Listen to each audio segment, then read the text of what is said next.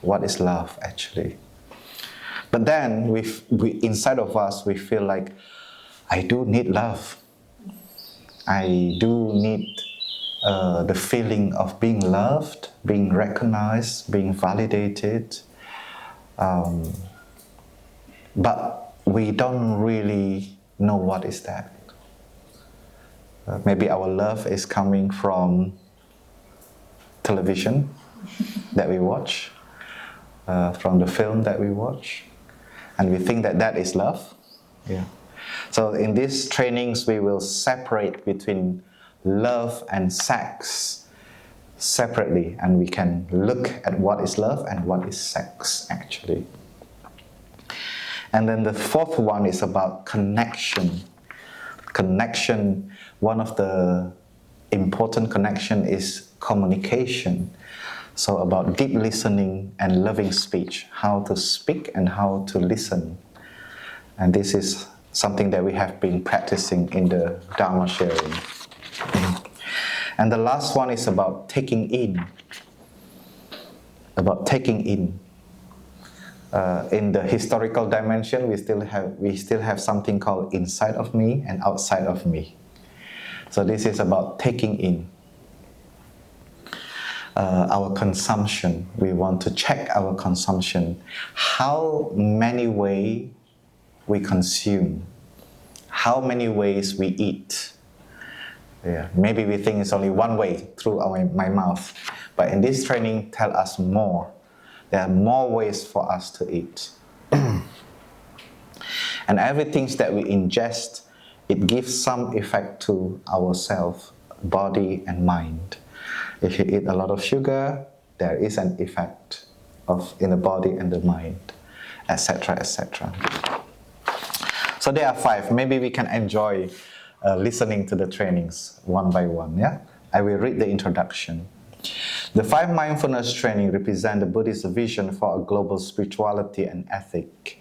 They are a concrete expression of Buddha's teaching on the 4 Noble Truths and the Noble Eightfold Path, the path of right understanding and true love, leading to healing, transformation, and happiness for ourselves and for the world.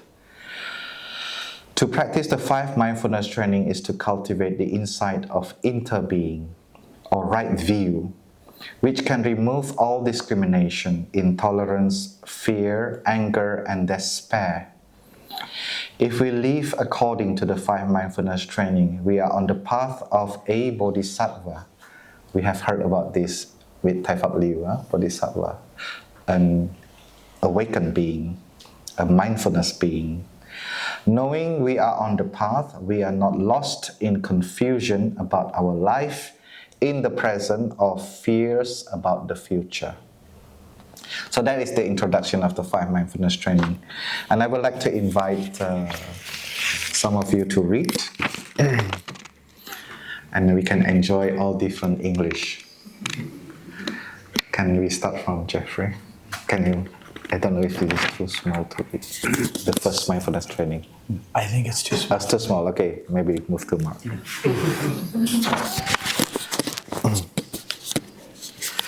So we will listen to the Dutch English. Let me turn on first. Maybe it's not on. It's on. It's on. So yeah. No, not yet.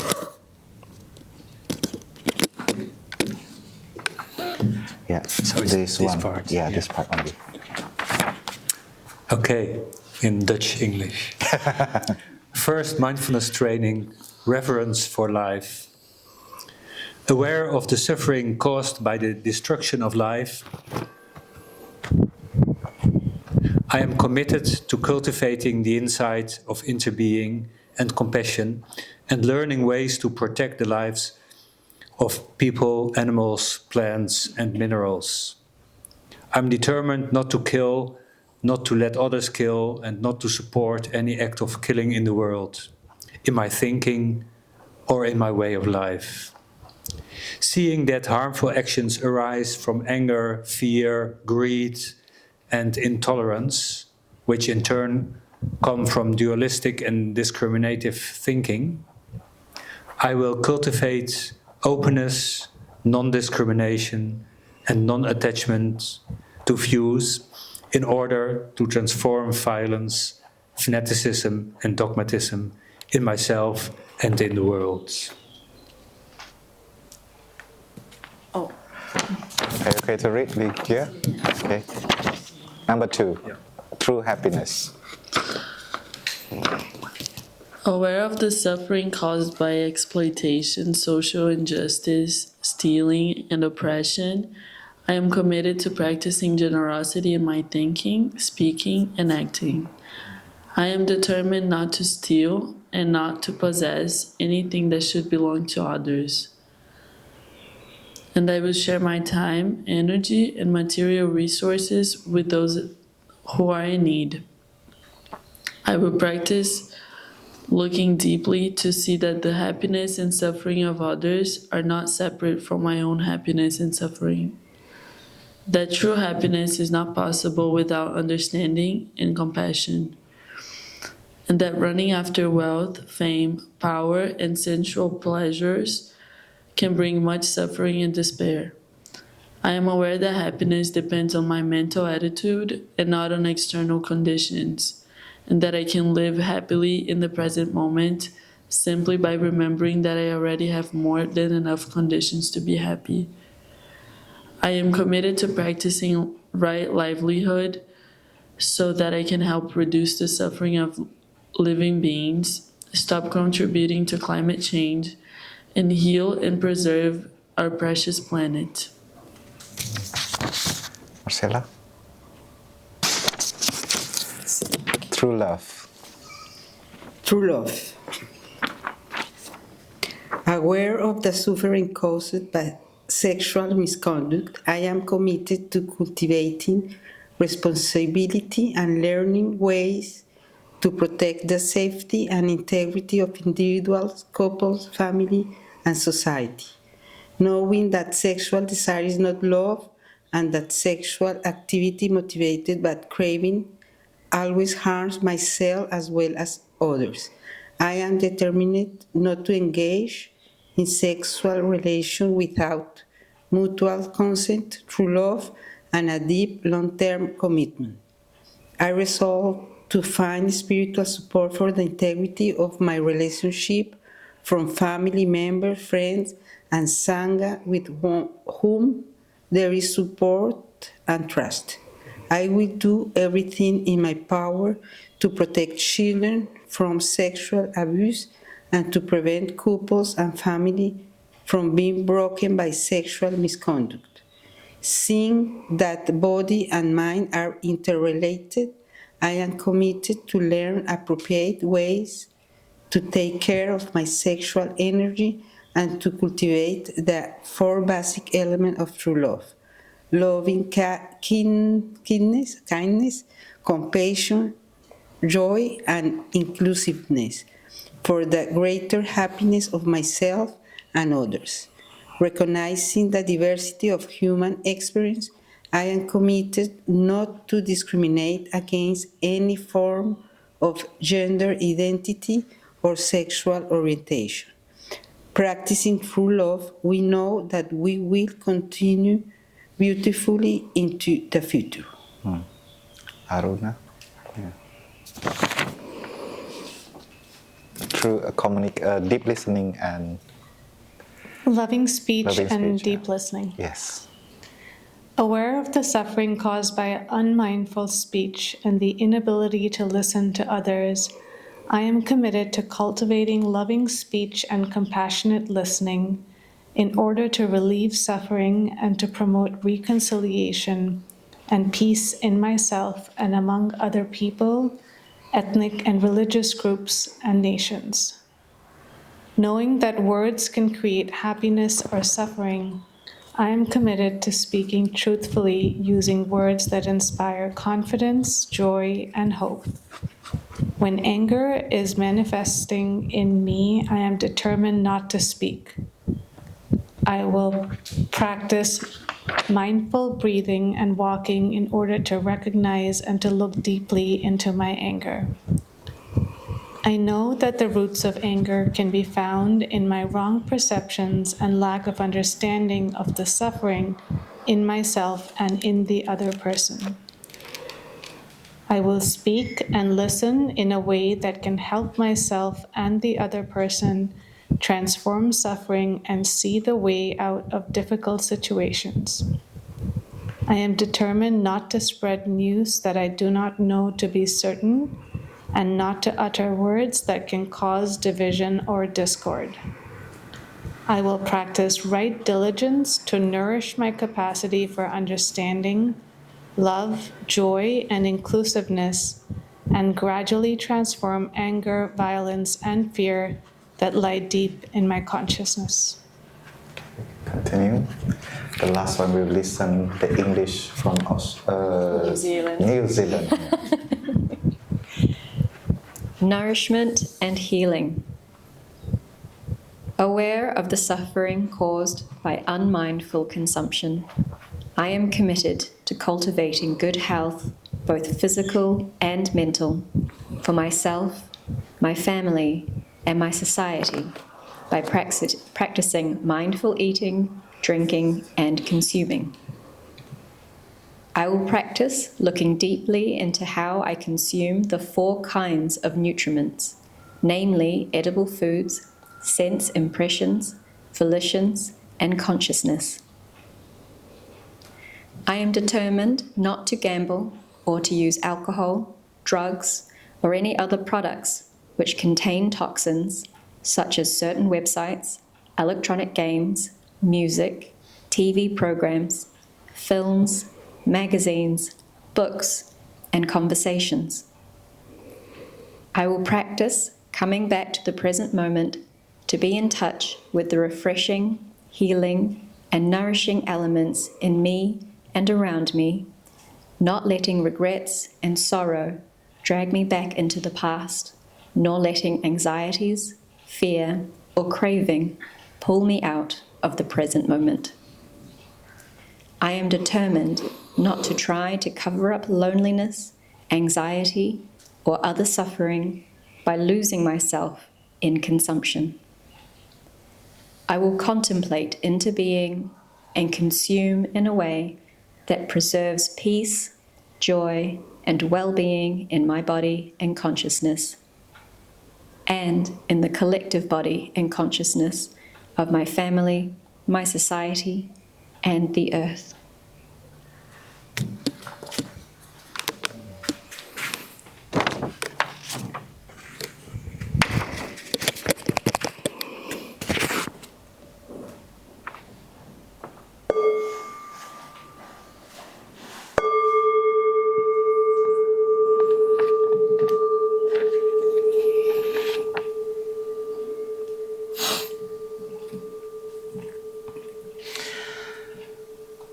So dear friends, these are the proposals from Plum Village tradition, from the Buddhist vision to the global ethics, the global spirituality and ethics, something that can be done by anyone without any certain religion and spirituality.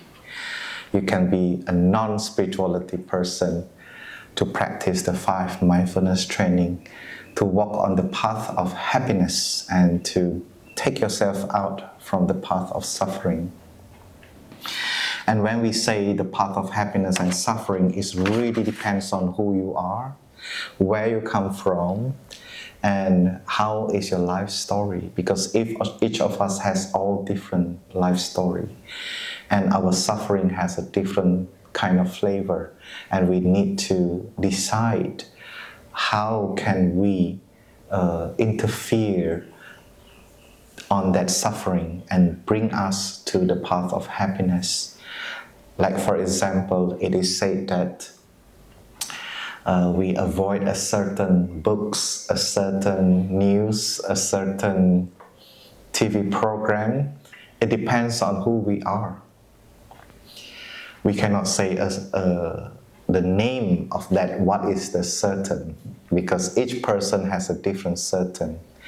If I have a big background of violence in my family and in my society, then watching the violent movie may not very helpful for my mental health, because my violence may be strengthened. Or all of us, I guess, we all have the seed of violence inside of us. It's part of our self-defense mechanism, and we don't want to water it without any reason. We can be self-defense when it is needed, but we don't have to do it every single moment, right? So instead, we can cultivate compassion and gentleness toward ourselves and towards others. So this 5 mindfulness training may sound very ideal, and we are trying not to be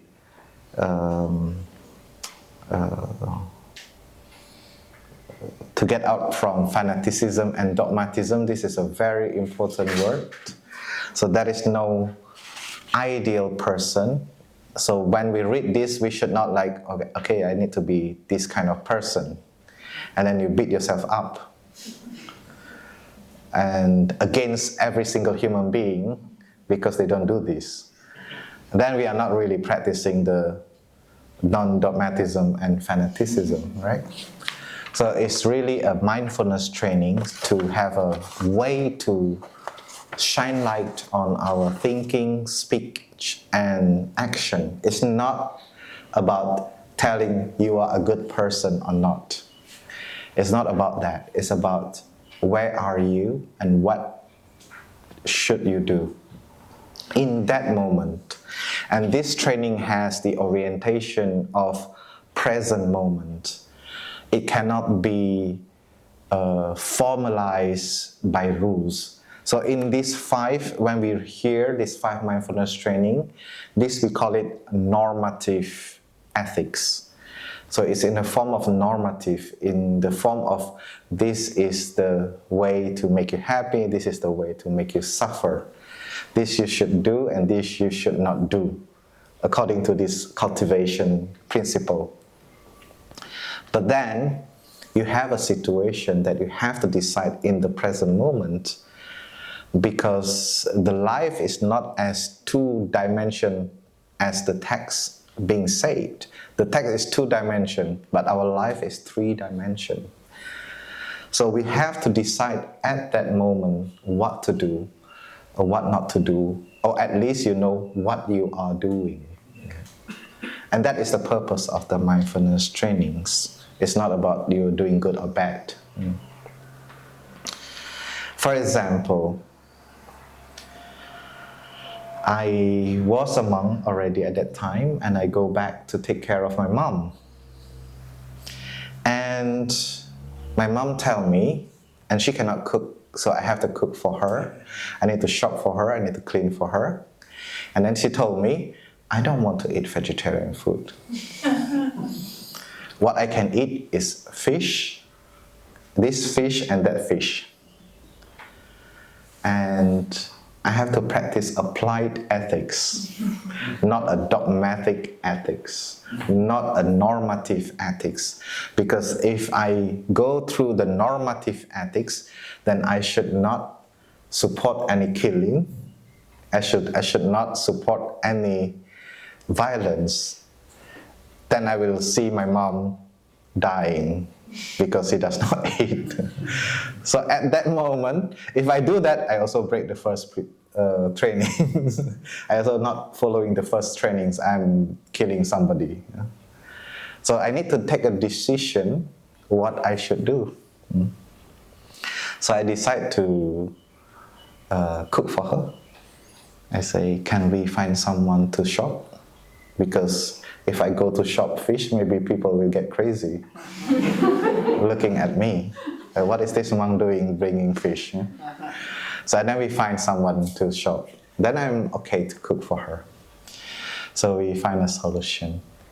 And that make her recover. That make her feel happy, and she has appetite to eat because that is her favorite food. And I cannot take that out from her. So the training is not about doing right or doing wrong. There is a normative dimension, but also there is called applied dimension, and each person has a different dimension. And after I doing that, I cannot tell you next time if someone asks you to cook fish, you should say yes. I cannot do that, because there is a context to it, there is a situation to it, and that is my situation, and I don't know your situation. So this is, we call it applied ethics. We apply the ethics according to what you are facing. Another example, you see someone is being chased by someone else, and this person is run behind you and turn to somewhere to hide. And then a few minutes later, there's another guy coming with a knife. Do you see that guy? So if you don't say the truth, you are not practicing the loving speech. But if you practice loving speech, you don't practice reverence for life, right? So at that time, you have to decide what is the best at that moment for you to have your well-being, to take care of your mental health, and to develop yourself at that moment towards your action. So you don't need to get confused. So that is called applied ethics. So this also, we call it applied ethics. So in Plum Village, in practicing mindfulness, we have a normative ethics, but we also have applied ethics. Ethics that based on present moment. And if you learn or practice from a secular mindfulness, please check which one do you miss. Because in secular, mindfulness may not be complete, and you can add it by yourself. So we don't need to wait to be spiritual to have that element. Because sometimes mindfulness is introduced only this part and this part. And then we forget this part and we forget this part. So it becomes like a weapon for well-being, a weapon for ill-being, the weapon of suffering. So when you suffer, you practice mindfulness so you can kill the suffering, and then you can have happiness. So we have to be careful with that thought. We can be trapped in that. I don't say that secular mindfulness teaching that, but even in our tradition, there are many people get trapped in this. So they forget this too, and they only look at this too. We only chase after happiness. So this is something that is very, very important. And also the livelihood.